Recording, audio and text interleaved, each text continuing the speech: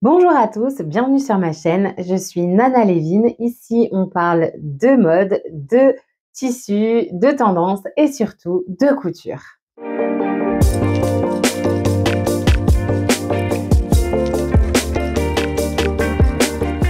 On se retrouve ici pour un nouveau bilan couture. Ce seront les pièces que j'ai cousues durant le mois de janvier et de février. Le dernier bilan couture était celui des pièces de décembre. Je tenais à vous remercier de me suivre sur la chaîne, de partager ma vidéo, d'aimer la vidéo et de me laisser des commentaires. J'aime toujours interagir avec vous et savoir ce que vous pensez des vidéos afin d'améliorer la chaîne. D'ailleurs, n'hésitez pas, si vous avez aimé celle-ci, à la partager, à liker la vidéo. Aujourd'hui, je vous présente donc ce bilan couture avec ma robe bleuée que je vous présentais dans le précédent bilan couture. Si vous souhaitez avoir plus de détails sur cette robe, je vous renvoie à mon dernier bilan couture juste ici. On rentre tout de suite dans le vif du sujet avec ma première cousette, une robe de Burda Style, la numéro 144, la robe après-midi du Burda Style 2016. C'est une robe qui a été designée par Lena Olschek, qui est une créatrice allemande. Je vous renvoie sur son site internet si jamais vous ne la connaissez pas. Alors, c'est une cousette que j'ai réalisée en duo avec le compte Instagram Audrey Atelier. N'hésitez pas à aller voir son compte, checker sa version. Elle est en wax, elle est vraiment très jolie. Donc moi, j'ai fait la mienne en velours côtelé de coton, des coupons de Saint-Pierre. Cette robe, elle se présente comment? C'est une robe qui est d'inspiration vintage. Lena Olschek ne design, sa marque ne propose que des modèles qui sont d'inspiration vintage, vintage des années 40, 50. Parfois, on peut trouver un peu de cottagecore aussi. Donc, c'est vraiment varié. Et pour le modèle de Burda Style, elle a choisi de s'inspirer des robes qu'on voyait dans les années 50. À la base, le patron prévoit une jupe de 70 cm. Moi, je l'ai raccourcie à 50 cm parce que je ne voulais pas une robe midi, je voulais une robe beaucoup plus courte que ça. Il y a eu énormément de choses de réaliser sur ce modèle. Elle m'a pris beaucoup de temps, mais je suis très fière de cette cousette vraiment.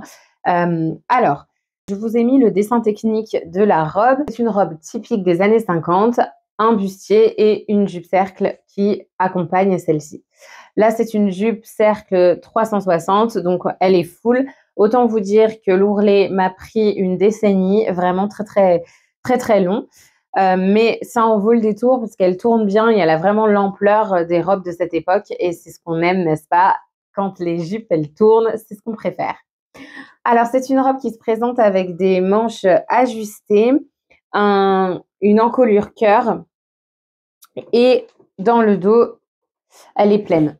Donc, elle est vraiment très simple à réaliser. Burda, c'est il s'adresse à des gens qui ont déjà fait de la couture, surtout les Burda Style. Si jamais vous êtes débutant, je vous conseille les Burda Easy où ils détaillent vraiment chaque modèle et comment coudre chaque modèle. Là, dans les Burda Style, les explications sont très succinctes. Si jamais vous êtes débutant et que ce modèle vous plaît, il n'existe pas de tutoriel pour faire cette robe.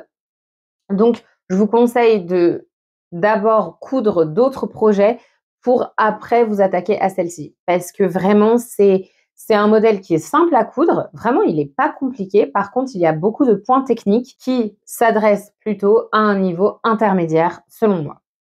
Alors, qu'est-ce que j'ai fait dans ma version? J'ai modifié quelques petites choses du patron original. J'ai rajouté des poignées de manches. Il n'existe pas dans le patron. J'ai rajouté aussi un petit pli de manche ici, qu'on retrouve aussi en haut. J'ai ajouté un pli creux au devant de la jupe, ainsi que 2 autres plis creux à l'arrière de la robe. Ça va être très simple comme explication. C'est pas pour faire joli, c'est juste que la jupe était trop grande pour moi. Donc, je me suis dit, au lieu d'aller couper et la rajuster, autant faire des plis. J'aime bien les plis et je trouve que des plis creux sur ce modèle, ça rend vraiment très bien. Donc, je me suis dit, allez, je fais un pli creux au centre et j'en fais 2 sur l'arrière et vraiment, elle me va comme un gant. Donc, j'ai réalisé des poignées de manches. J'ai décidé de les faire ouverts. Je me suis dit que ça irait bien avec une coupe années 50. C'est vraiment la seule modification avec le pli que j'ai fait sur la manche. Concernant le buste, il y a plusieurs modifications que j'ai faites Alors déjà, il y a 2 versions qui sont proposées pour la robe. Une version avec le passepoil, une version sans passepoil. Moi, j'ai choisi de mettre le passepoil. Par contre, j'ai choisi de mettre le passepoil différemment du modèle d'origine. C'est-à-dire qu'il se présente avec une fausse patte de boutonnage au centre et normalement, le passepoil passe ici. Il fait tout le tour de l'encolure jusqu'à l'arrière. Là, comme moi j'ai fait, moi, j'ai décidé de mettre le passepoil sur l'encolure cœur tout autour, après à l'arrière, et de mettre du biais pour vraiment souligner les côtés de la robe. J'ai aussi également mis le passepoil sur le milieu de la robe. J'ai choisi également de faire des boutons recouverts dans le tissu du passepoil, qui est également le tissu des manches, qui est également le tissu de la doublure. Maintenant, je vais vous montrer l'intérieur de la robe. Voici la robe à l'envers. Alors, elle est entièrement doublée. Si vous me suivez sur la chaîne ou si vous êtes nouveau, vous savez ou vous découvrez que j'aime énormément les belles finitions et j'aime beaucoup avoir des vêtements qui sont aussi beaux à l'intérieur qu'à l'extérieur. C'est le cas pour ce modèle. J'ai choisi de faire la doublure dans une viscose que j'ai trouvée sur My Little Coupon il y a 1 an de ça. Et j'ai décidé de réaliser pour la première fois mon propre passepoil. N'hésitez pas à me poser des questions si jamais vous souhaitez réaliser votre propre passepoil. J'ai choisi aussi de réaliser le modèle avec des poches que j'ai gancées. J'ai réalisé la jupe en couture anglaise avec les poches prises dans la couture anglaise. Et j'ai gancé aussi tout le passage où la fermeture éclair n'est pas dans la doublure. Et évidemment, la couture de taille est prise dans la doublure que j'ai fermée avec un point à la main. Et voici pour le modèle robe après-midi 144. J'ai adoré coudre du velours. C'était la première fois que j'en cousais et vraiment j'aime beaucoup coudre cette matière. Je m'en referai. Ce velours est d'une très très bonne qualité. Ça fait une très belle robe d'hiver, même si l'encolure est très dégagée. Alors, combien elle m'a coûté en tout? 47,79 €. Je l'ai mise 2 fois déjà. En l'espace de 2 mois, c'est vrai que j'ai pas eu beaucoup d'occasion de la mettre, mais vraiment j'aime beaucoup la porter. Elle est très ajustée. J'aime beaucoup ce genre de modèle. Je compte m'en recoudre plusieurs. Alors, on passe à la cousette suivante.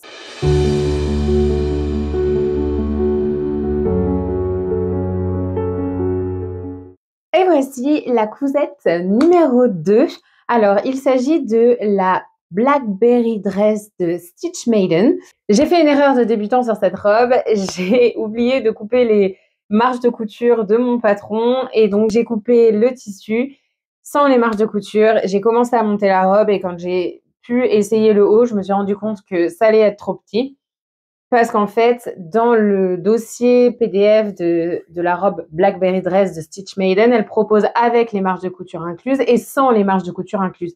Ce que j'ai fait, c'est que j'ai imprimé sans les marges de couture incluses et je m'en étais pas rendu compte. Donc, l'histoire étant que j'ai dû remonter complètement cette robe et donc j'ai fini de la coudre en janvier. C'est Stitch Maiden, c'est une marque allemande avec 2 créatrices et c'est une marque qui s'inscrit dans le cottagecore pur et dur. On est vraiment sur une marque qui propose des patrons qui sont inspirés du cottage, de l'univers cottage et évidemment vintage. Ce qui me correspond vraiment très très bien car j'ai un style qui est rétro vintage cottage, donc ça s'inscrit dans ce que je porte en général. D'où ma volonté de faire cette robe. La robe m'a coûté 18 €, ce qui est, je peux vous le dire, rare pour moi de payer un patron aussi cher. En général, les patrons que j'achète s'inscrivent dans les 9 à 10 €. Donc là, on est vraiment sur, pour moi, entre guillemets, du haut de gamme du patron. Et le patronage est vraiment très bien fait. Donc je vous mettrai le dessin technique de la robe pour que vous voyez. Mais en gros, il y a 3 versions différentes. En gros, j'ai mis toutes les versions dans une seule robe. Et il s'agit de celle-ci. Donc j'ai choisi la robe avec le grand col, le côté noué au lieu de mettre un bouton, donc les manches bouffantes en bas mais ajustées en haut. Et moi, j'ai rajouté, ce qui n'est pas dans le patron, une ceinture. C'est une question de finition. J'ai complètement doublé le haut de la robe et j'avais envie d'ajouter une ceinture pour avoir une finition qui soit parfaite. J'avais pas envie de faire un ourlet à la main, sachant que je n'avais pas coupé ma doublure suffisamment longue pour pouvoir faire un joli repli qui fasse un bel ourlet à la main. Donc, je me suis dit qu'en ajoutant une ceinture, ça ajouterait un petit style à la robe et en même temps, ça me permettrait d'avoir une finition nickel. Donc, cette robe, elle se présente avec des longs poignets de manches qui sont boutonnés. Donc, moi, j'ai mis une boutonnière élastiquée. Les boutons sont des boutons vintage Oxford que j'ai trouvé à Emmaüs. Il y a 10 boutons sur la robe, il y a 5 boutons par manche. J'ai choisi aussi le fait d'utiliser 2 tissus différents pour faire une démarcation entre le tissu principal de la robe et le col et les poignées de manche. C'est ainsi qu'elle était présentée sur leur Instagram. J'ai beaucoup aimé ce jeu de matière. Je vous mettrai une photo de la réalisation de la créatrice. Et donc, j'ai voulu faire la même chose. J'ai donc utilisé un voile de coton texturé rayé de Sacré Coupon. C'est un voile de coton 100%. Il est entoilé avec une vieille chemise à moi que je ne mettais plus.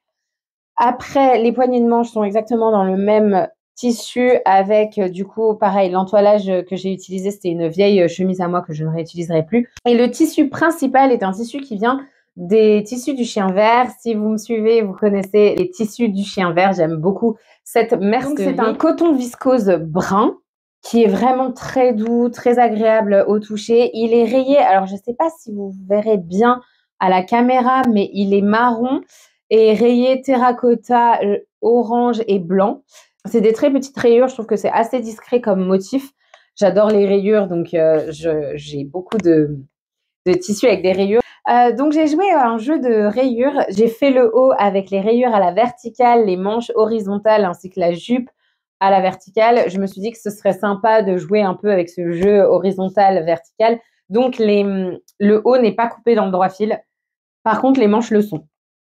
Pour le moment, je n'ai pas vu de différence. Enfin, ma robe ne tourne pas, elle se tient bien, ça ne se détricote pas. Le tissu est de vraiment excellente qualité. Donc, j'en suis très fière. Le modèle se présente avec 2 pinces sur le devant, une encolure goutte, 2 pinces à l'arrière. Mais on a une fermeture éclair qui commence ici. Si on choisit l'option col long, eh bien, il vient directement masquer cette fermeture éclair, ce qui est pile poil bien fait. Enfin, vraiment, j'aime énormément cette finition. J'ai choisi de faire la jupe courte de la version C. La robe en tout m'a coûté 47,41 €. Je trouve que c'est un très bon rapport qualité-prix. Vraiment, je la mets très souvent. J'aime beaucoup cette robe. J'ai dû la porter 5 ou 6 fois depuis. Donc, vraiment, elle est douce. Elle est vraiment très agréable à porter. Je vous recommande le Patron si jamais vous ne connaissez pas cette marque. Je vous laisserai aller découvrir leur site.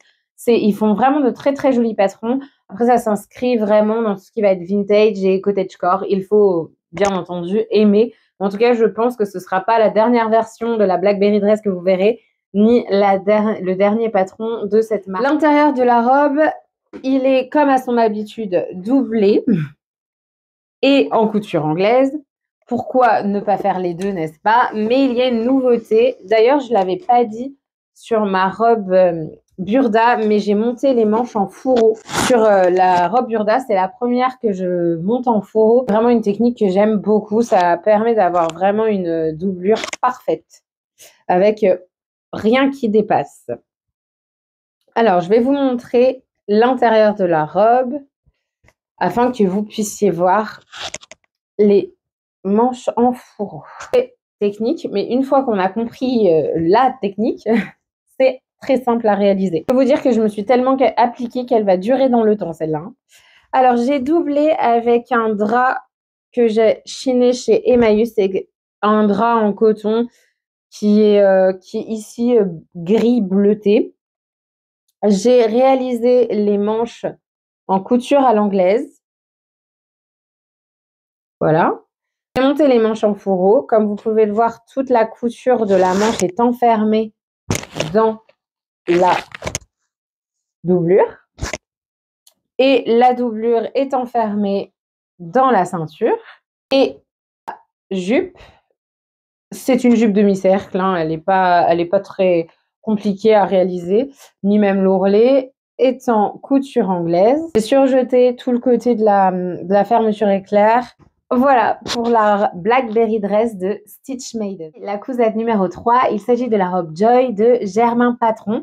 Elle est sortie en octobre dernier. Elle est vraiment très très belle et je me voyais très bien la porter, sachant que cette robe, elle faisait partie d'un challenge que je m'étais fixé de me faire une robe pour mon anniversaire et j'avais décidé de la faire 2 jours avant l'anniversaire. Donc, j'ai cousu cette robe en une journée entière. Alors, je l'ai réalisée en viscose de Dries & et la couleur, c'est terracotta. Cette viscose, elle est super agréable. Elle est légère, fluide, on est vraiment très, très bien dedans. Je suis bluffée de la qualité et de la douceur de cette viscose. Et alors, à coudre, elle est vraiment très, très agréable. Vraiment super bon tissu par rapport au patron. Là, j'ai vraiment fait un bon raccord. Donc, comment se présente cette robe? Alors, il y a plusieurs possibilités pour cette robe. On peut choisir la fausse patte de boutonnage sur les épaules et de mettre les poignées de manche boutonnées ou non. C'est vraiment comme vous voulez. Alors, moi, j'ai choisi la version 1, c'est-à-dire patte de boutonnage, manche bouffante et poignée avec des boutons. J'ai pris 3,50 m de tissu comme préconisé dans le patron. Donc, j'en ai eu pour un total de 13,83 € pour mes 3,50 m. Très bon rapport qualité-prix. Là, vraiment, je suis ravie et je pense recommander cette viscose pour faire d'autres projets. Je la trouve vraiment très jolie. En plus, c'est une couleur qui me va assez bien au teint. Comment j'ai réalisé cette robe? Je l'ai réalisée en couture anglaise comme à mon habitude. Donc, j'ai monté les manches en couture anglaise. J'ai coupé un peu 1 cm de plus que la marge de couture qui est prévue dans le patron. Et j'ai monté aussi la ceinture élastique. Je vais vous montrer l'intérieur de la robe. Mais avant ça, les boutons, je les ai trouvés sur AliExpress. Je vais rapprocher la robe. Là, vous verrez mieux les boutons. Alors, l'intérieur de la robe. Voici l'intérieur de la robe. Vous voyez ici, j'ai monté les manches en couture anglaise. Ici, également en couture anglaise. Nous avons les côtés du top qui sont aussi en couture anglaise. La jupe est entièrement montée en couture anglaise. Je n'ai pas eu besoin de rajouter des centimètres pour ça, parce que comme la jupe a une très grande ampleur, au final, ça a juste pris dans l'ampleur de la jupe, ce qui, moi, ne me dérange pas. Donc, monter mon haut et ma jupe en couture anglaise et j'ai juste cousu l'élastique sur la couture anglaise que j'avais réalisée. Ça, c'est la parmenture du haut de la robe. Alors, je ne l'ai pas fixée à part aux épaules. Donc, elle est un peu branlante. J'aime pas trop les parmentures. En général, je mets soit un biais, soit je double. Mais là, je me suis dit, allez, pourquoi pas la réaliser? Et j'ai utilisé une technique qui m'est venue. Je ne sais pas si c'est une technique, je ne sais pas si les gens le font, mais en tout cas, j'ai doublé ma parmenture. C'est-à-dire qu'on demande d'entoiler la parmenture, ce que j'ai fait, mais au lieu d'entoiler comme on entoile en général, ce que j'ai fait, c'est que j'ai utilisé mon entoilage comme doublure de cette parmenture. Donc, ça veut dire qu'au lieu de faire un surjet tout le long ou de ganser, eh bien, en fait, j'ai retourné la parmenture, ce qui m'a créé une très jolie finition. La robe Joy, elle se porte avec une ceinture. Et dans le patron, il est proposé de faire une ceinture. Je n'ai pas fait cette ceinture, ça me rajoutait trop de temps sur mon challenge. Donc, je n'ai pas voulu faire de ceinture dans le même tissu. Je l'ai faite en taille 36. Donc, la robe, je l'ai portée évidemment à mon anniversaire. Je l'ai portée 2 fois depuis l'anniversaire en question. Le patron m'a coûté 11,90 € et la robe en tout m'a coûté 26,35 €. Et vraiment, j'aime beaucoup le modèle. Donc, c'est ma première robe Joy, mais je pense que ce ne sera pas la dernière. C'est un très joli patron pour l'automne et l'hiver, évidemment.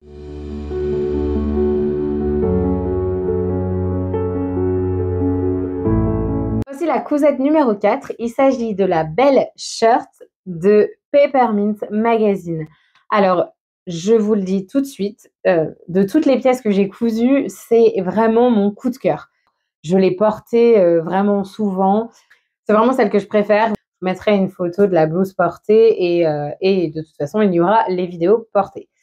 Donc, cette blouse, elle a une petite histoire. C'est donc un patron de Peppermint Magazine. C'est un magazine de couture et de DIY australien qui propose des patrons gratuits ou alors des patrons qui seraient payants où l'on donne le prix que l'on souhaite. Donc cette blouse, je l'ai payée 2 € sur leur site.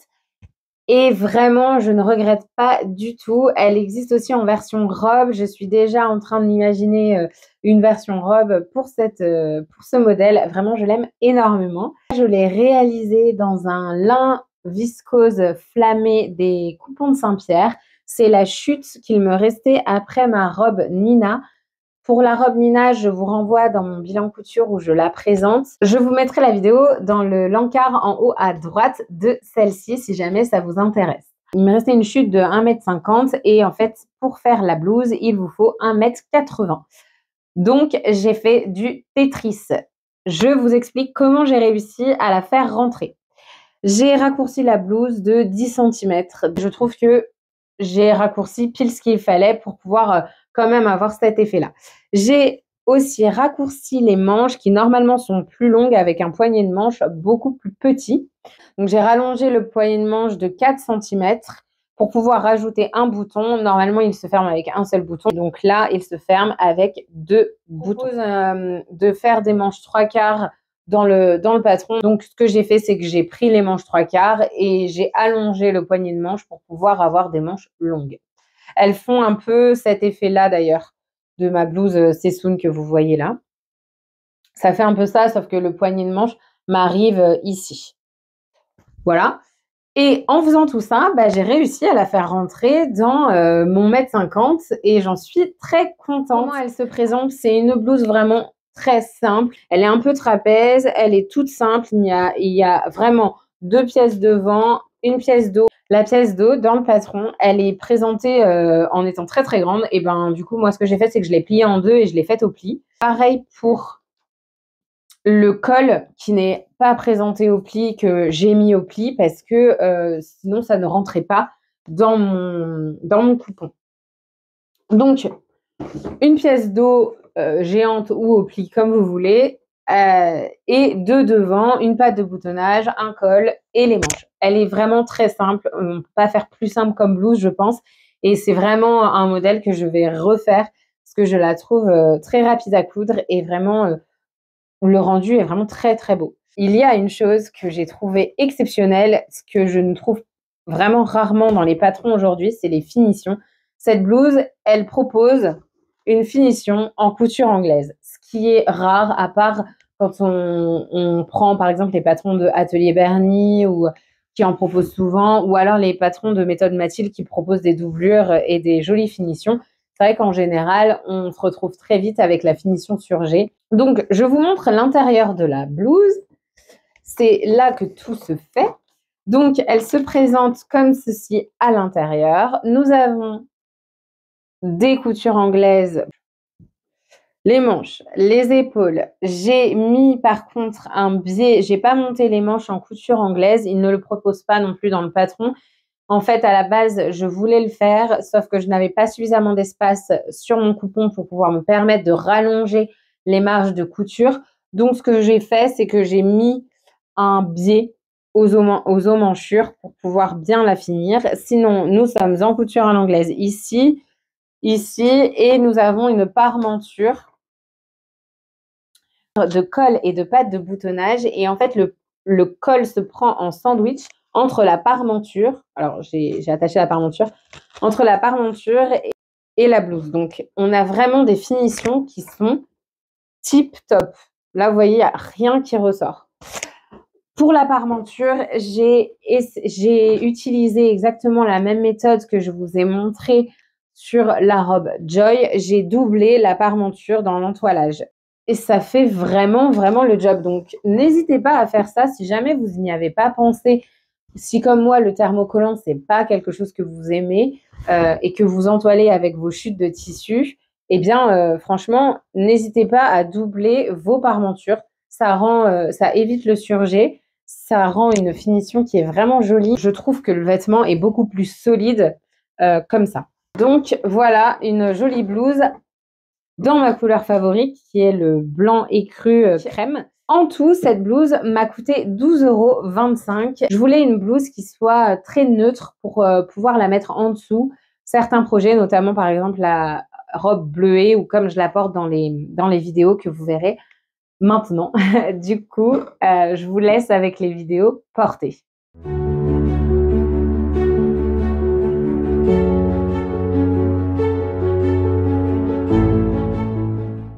Avec la cousette numéro 5. Il s'agit de la robe Candice de Tiana Closet Pattern. Cette robe, comment vous dire, j'en suis vraiment fan.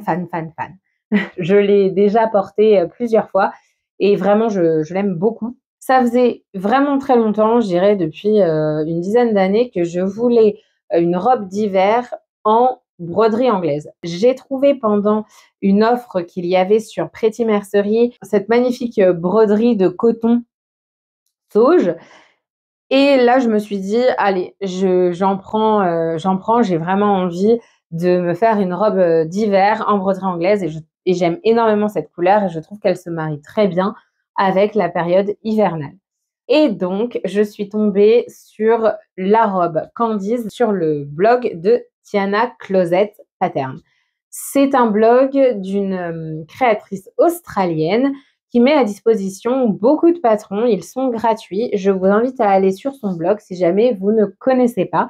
Donc, j'ai pris cette robe parce qu'en fait, c'est aussi une toile portable. Je souhaite réutiliser le patron pour me faire une robe inspiration Son de Flore. Si jamais vous ne connaissez pas la marque, je vous mets une petite photo dont je vais m'inspirer et je vais utiliser, je pense, ce patron comme base.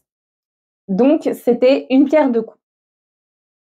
Pour en revenir à cette robe, c'est une robe très très simple. C'est une baby doll qui se présente avec une patte de boutonnage sur le devant. On peut choisir de la mettre ou non. Il y a deux versions. Il y a une version où il n'y a pas la patte de boutonnage devant et où on met une fermeture éclair à l'arrière. C'est vous qui choisissez. Moi, personnellement, je préfère les pattes de boutonnage. Donc, j'ai choisi de la faire active. Elle est vraiment très simple. On a un dos qui est au pli, des manches longues. J'ai choisi de faire un poignet de manches. C'est une finition au biais. Elle prévoit des manches élastiquées avec un élastique de 2 à 3 cm. Moi, je n'aime pas les manches élastiquées. J'en ai fait très peu. Je trouve ça assez désagréable. Du coup, j'ai préféré changer le poignet de manche pour en faire une finition au biais dans le même tissu. Voilà, et la jupe se présente sur deux panneaux rectangulaires que l'on vient froncer. Vraiment une robe très facile à monter, accessible aux débutants, même je dirais vraiment d'un niveau débutant. Allez-y, les explications sont claires si jamais vous parlez anglais. C'est un patron génial pour commencer la couture. Il vous enseigne pas mal de choses. La finition à la base de la robe, elle n'est pas doublée. Elle est proposée juste avec une parmenture. Je l'ai doublée entièrement. Je vais vous montrer l'intérieur.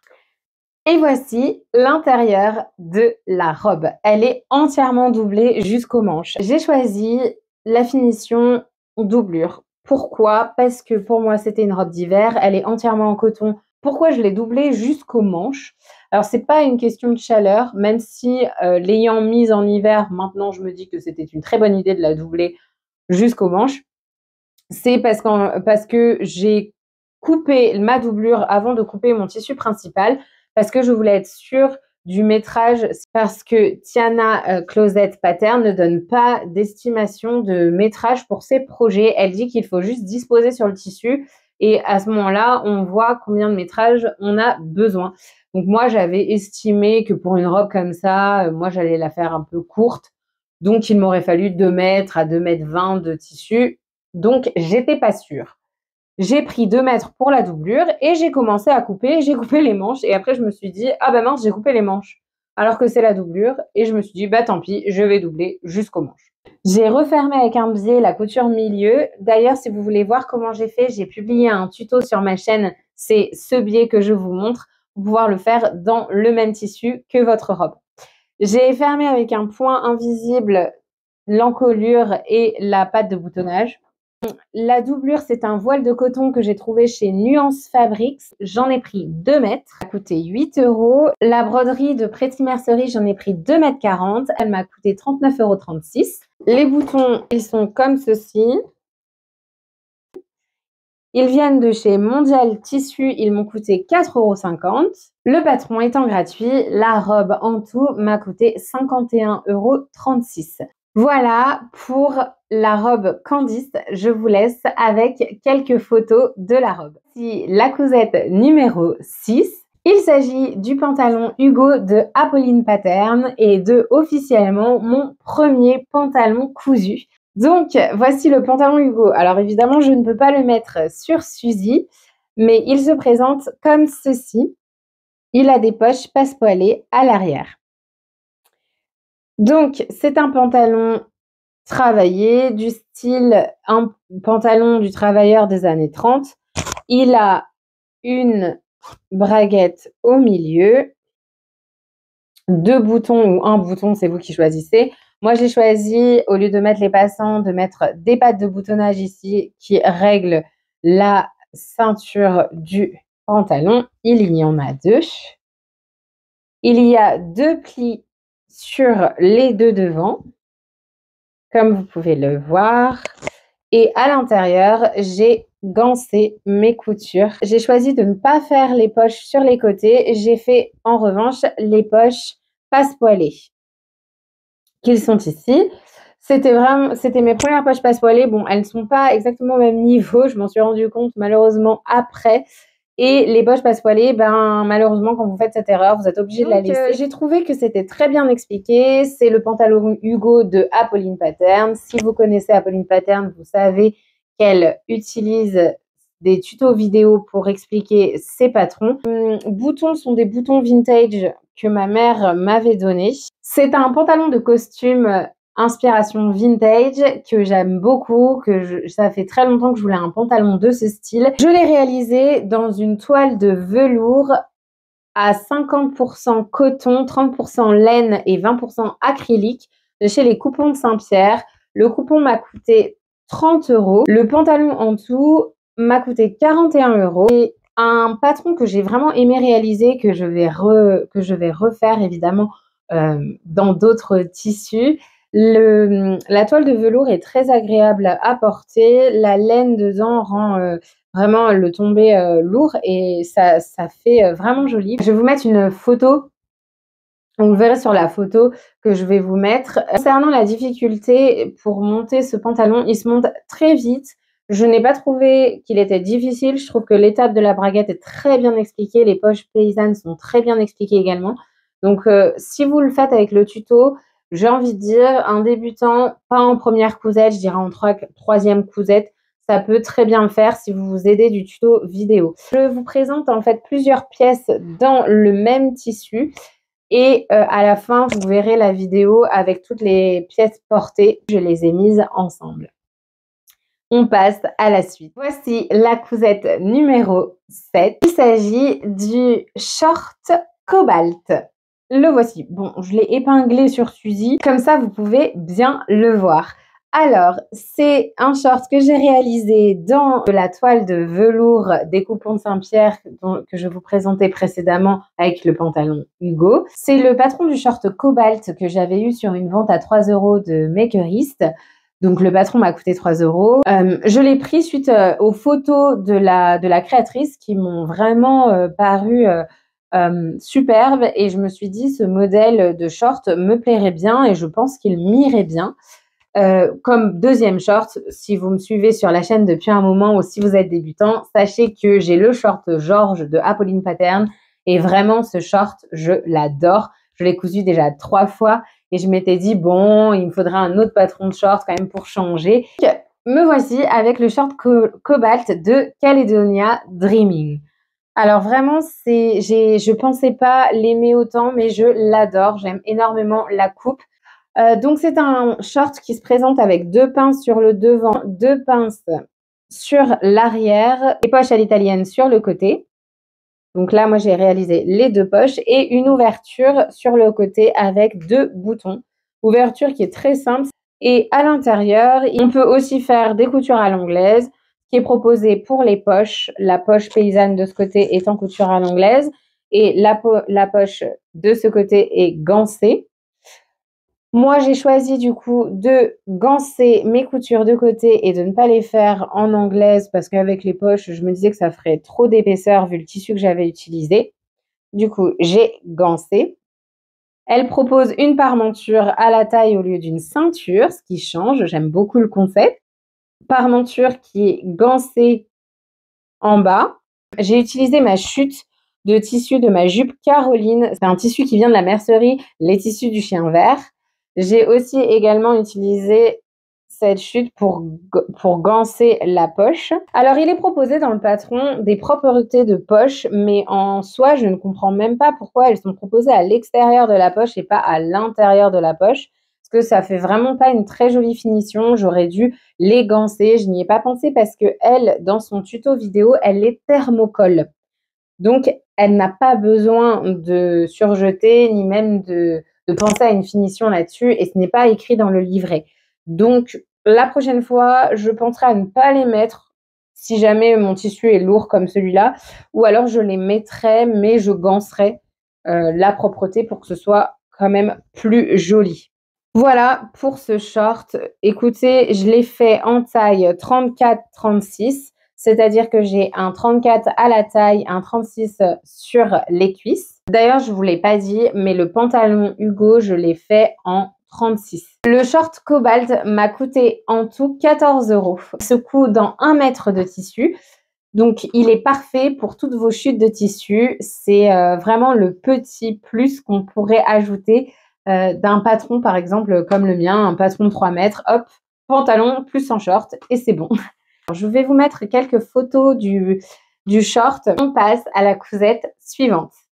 Et voici la cousette numéro 8.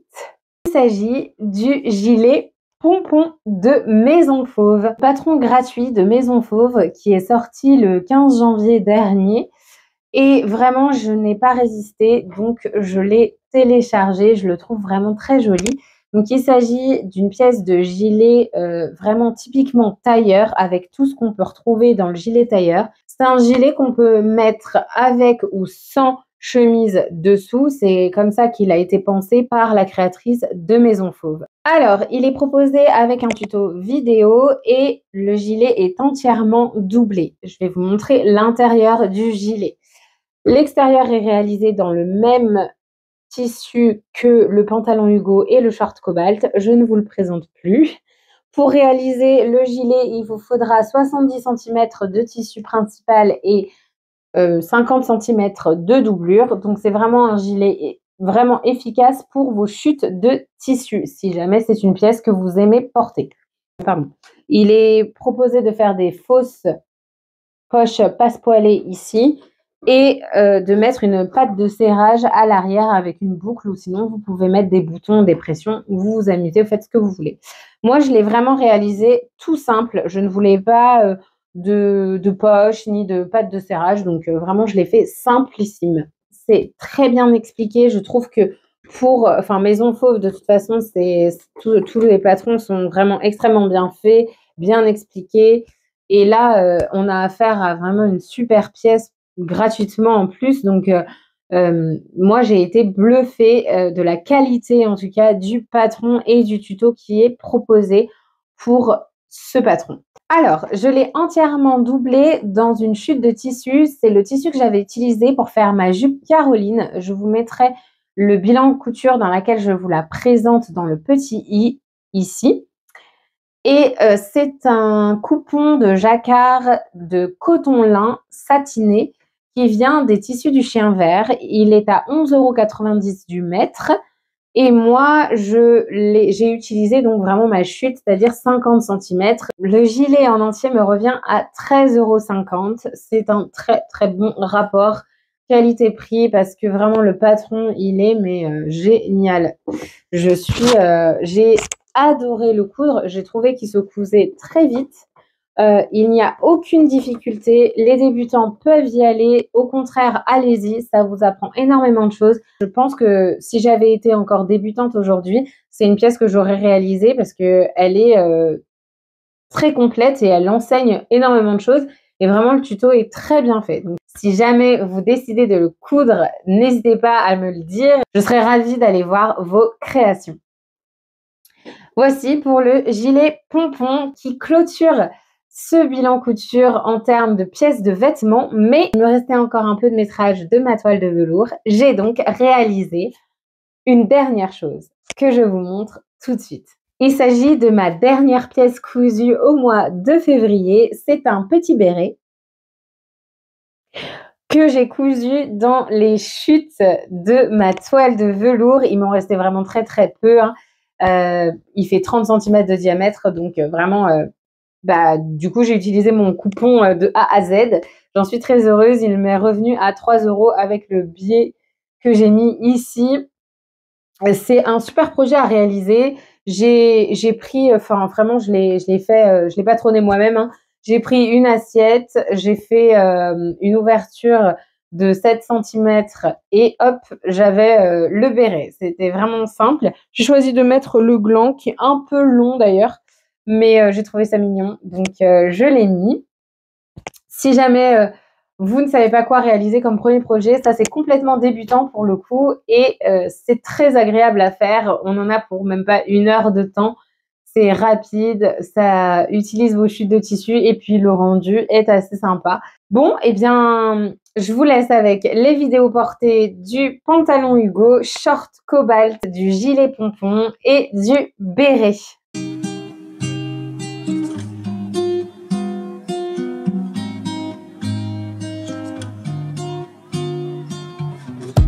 Nous voilà à la fin de ce bilan couture. La vidéo est assez longue. J'espère que vous êtes toujours avec moi. Si c'est le cas, je vous remercie. N'hésitez pas à commenter la vidéo, à mettre un pouce en l'air si jamais vous avez aimé et à la partager. Dites-moi en commentaire quelle est votre cousette préférée, quel est votre tissu aussi préféré. Et n'hésitez pas sinon à me laisser un commentaire toujours. J'aime bien vous lire et j'aime bien échanger avec vous. En attendant, je vous souhaite une très bonne journée ou soirée et très bonne cousette à tous.